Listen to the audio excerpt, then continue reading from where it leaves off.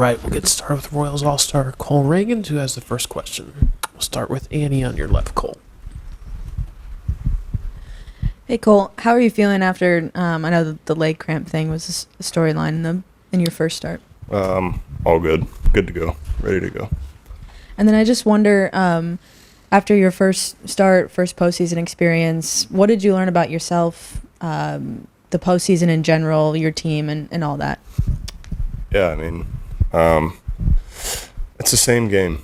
Obviously maybe a little louder, but at the end of the day, after the first pitch, the nerves kind of settle down a little bit, and it's the same game of baseball we've played all year. So just trying to keep that mindset of just, execute, and it's the same game of baseball, just a little louder. Same row, Jalen. Cole, what have you thought of some of your teammates, especially Seth Lugo doing what he did in Game 2, and then Michael Wacha going into this Game 3 tonight, just pitching wise? They're incredible. They have postseason experience. They're obviously unbelievable pitchers. We're lucky to have them. Glad they chose Kansas City, and we wouldn't be here without them. They've been obviously helped us on the field, but also off the field as a pitching staff. They've been, incredible for us. Fourth row on your right, Cole. John. Thanks, Cole. I'd like to ask about a couple of your coaches. First, Brian Sweeney. What are his best traits as a pitching coach? He's the same guy every day, regardless, good day, bad day. He's the same guy. He shows up every day. He's, we're doing our homework to prepare for the game, but he's also doing his to make sure that we're prepared the best we can be to go out there and compete and, win a game. And then Tyler Zombro, how has he changed your career? That's my contact at Tread.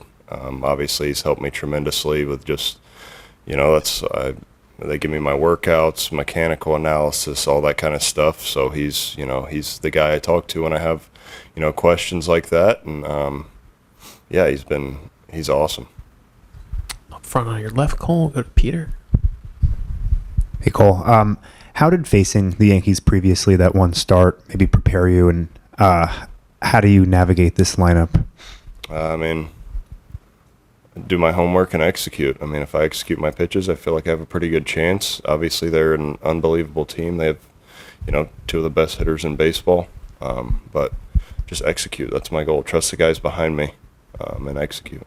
And I'm interested to notice, have you had a chance to reflect on last year's trade, going from an organization that ended up winning the World Series to now being in the center of a rotation that has a chance to go there?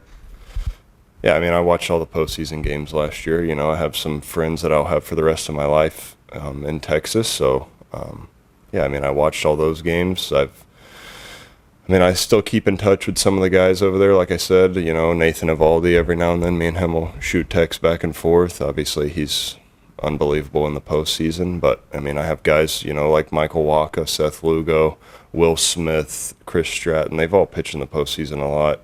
In our locker room. So just talking to them, brainstorming with them, seeing what they do, if anything changes, that kind of stuff. Second row on your right, Cole. Jake. Hey, Cole.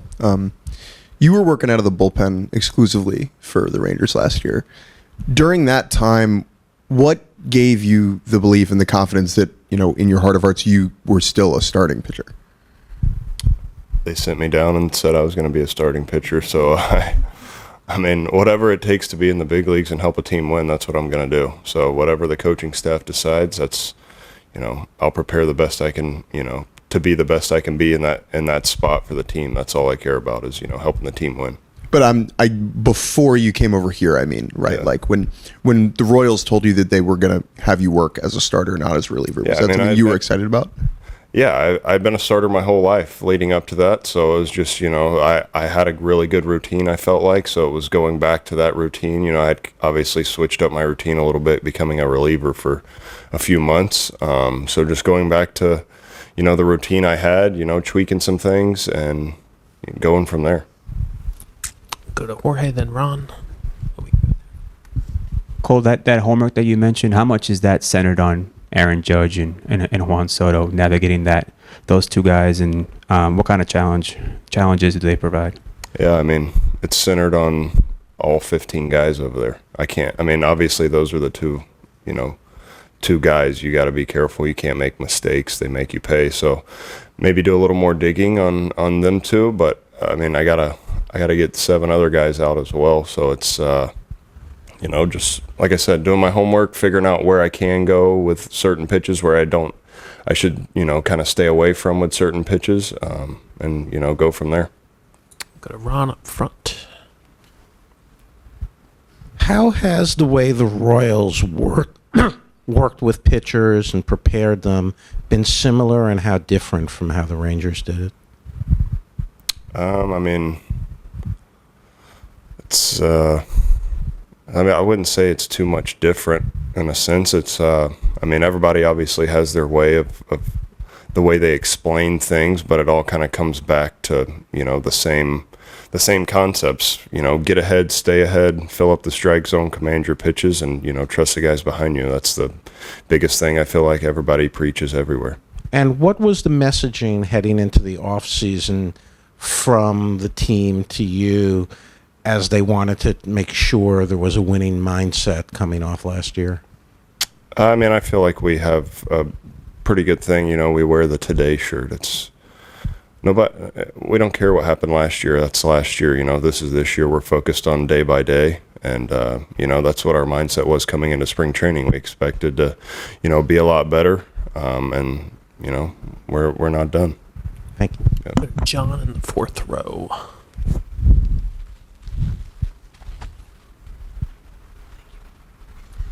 Thanks. Regarding the Today shirt, whose idea was that? Q. Okay. Just, take it day by day. No need to dwell on yesterday. No need to think about tomorrow. Just focus on today. And when tomorrow comes, we'll focus on that. And then your hometown, Tallahassee, who are the people back there that were most instrumental in you choosing to play baseball? Oh, man. I don't really know. I grew up obviously playing. The people that helped me the most, my high school coach, Mike Posey, his son, Micah Posey, Zach Cole. Those were my high school coaches. Had some travel ball coaches in there that really helped me, Matt Gerber, guys like that. But growing up, I feel like everybody plays baseball. It's not until like middle school, high school, where you really figure out if you love it or not. But I'd say, those guys, Mike Posey is, he saw me in 6th grade and we went from there. So it's, there's quite a few people back home that's, helped me tremendously to get here. And 3rd row on your left, Cole. You mentioned Waka. What can you tell us about him that the average person doesn't know or doesn't see on the day-to-day basis?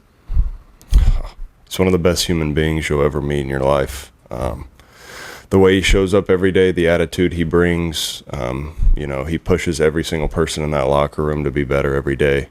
If you see him in the dugout, he's always cheering on, whoever's on the mound, at the plate, it doesn't matter. He works unbelievably hard to be prepared to, help the team win every single day. Like I said, just unbelievable human being, obviously an unbelievable baseball player, and we're lucky to have him.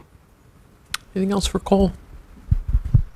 All right, Cole, thanks so much for your time. Appreciate it. Thank you.